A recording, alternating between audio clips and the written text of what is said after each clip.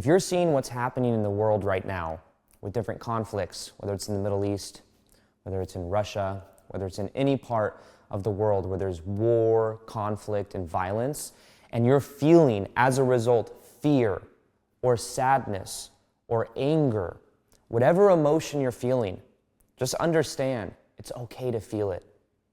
Part of all of this happening, I believe, it's allowing stuff that's been in the collective unconscious to come to the surface for us as a society, us as a civilization to decide, is this the kind of energy we want to engage in? Is this the kind of energy that we want to have on our planet? Or is there a perspective that goes beyond the separation that we may feel with each other, the different stories, the different histories and pasts that we've had that keep us separated?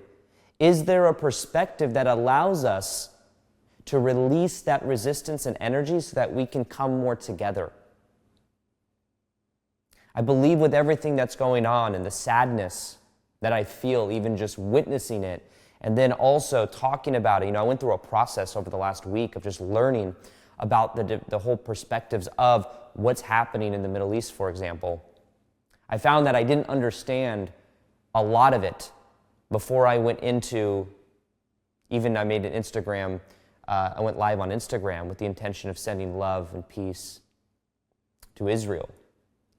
And when I did that, I did not realize how much polarization there was on the topic of sending love to a place that had just had a terrorist attack. And I realized that there's so many layers to this thing, and there's just a lot that I don't understand. But nonetheless, what I realized as well is that the sadness that I felt, the confusion that I felt, the shame that I felt myself for even wanting to talk about something that I didn't understand.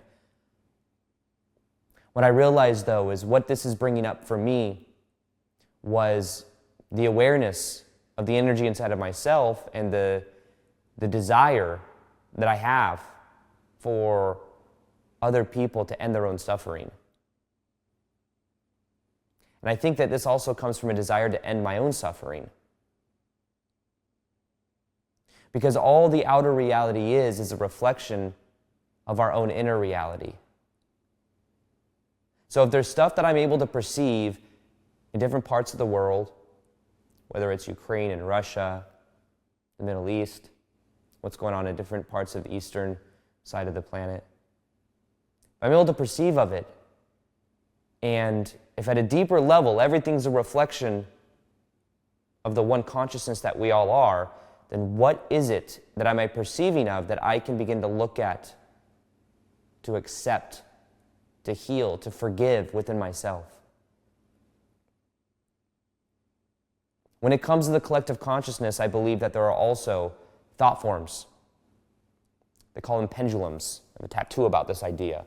The idea of a pendulum is a thought form, a mass thought form that is fueled by thousands, if not millions of people that are all focused on one topic, on one group of people, on one culture. Anything that is focused on one intention or one thought form or concept, whether you agree with it or disagree with it, it fuels the thought form. And a lot of times we may think we're thinking our own thoughts when in fact we may be thinking the thoughts of the thought form itself, which is fed and fueled by millions of people on the planet.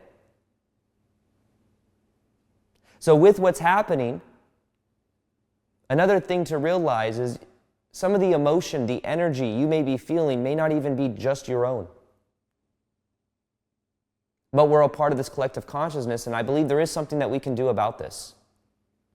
I believe with the negativity in the media, and it always seems like there could be deeper layers to this in different ways where there's energy that's in a way provoked or instigated. Could be. But the more we feed it, the more we fuel it, the more fear and anger we feel, at the same time, the much easier we are to control. And I believe that when we come together Because right now, everyone's sending the thought forms and the energy towards the Middle East of fear, anger, sadness.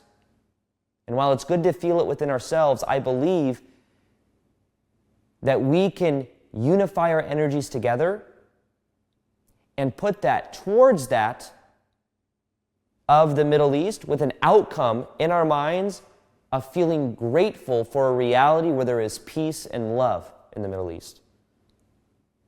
You see, when we're feeling fear, anger, and those energies, and we're projecting it at the Middle East when we think about it, in a way we're fueling those pendulums, those thought forms. I know this is a more esoteric concept.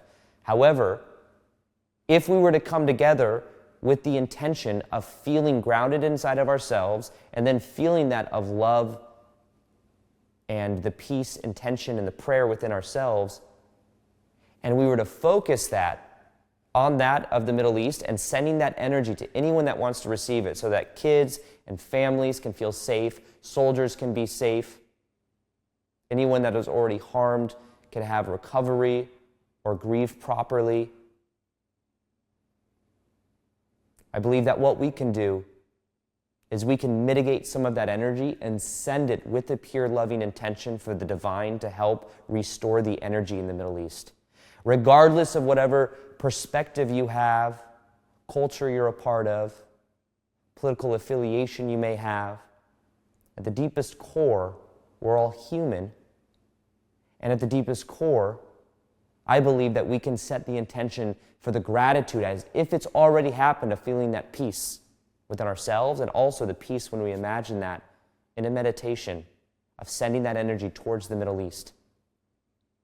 If we were to feel the gratitude before it actually happened, we could have an impact on the energy of that place, especially with thousands of us doing it at the same time, with the same intention. This is something they've shown with the Maharishi effect, where when thousands of transcendental meditators get together and meditate on peace and love, they're able to decrease violent crime. Like the result of that is decreasing violent crimes on the planet by a substantial percentage. It's an actual phenomenon called the Maharishi effect. We did this back in 2020. We had 12,000 people live, and then there were millions of other people doing the same meditation around the world. I think it was like May 4th or something like that, or May 5th. I remember it. I can remember feeling the energy of 12,000 people, us all meditating, live streamed on YouTube. It's extraordinarily powerful. And the next day, the Schumann resonance, which is the frequency of the planet, was off the charts. It was literally like just this white, so much energy on that day from the Schumann resonance, which is the frequency of the planet, as a result of that.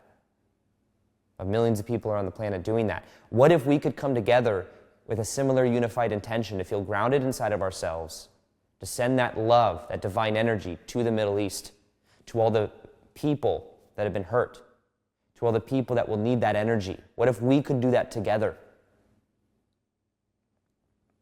And this is why on Sunday, that's exactly what we're going to do.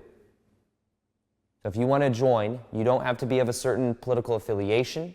You don't have to have a certain perspective or be a part of a certain culture, certain religion. This isn't about any specific spiritual beliefs even. This is about feeling grounded within yourself, having a divine or a unified intention with thousands, if not tens of thousands of people all over the world who want peace and love to the Middle East, and sending that energy to the Middle East and beyond the politics, beyond the story, to the people that need and would benefit from that energy.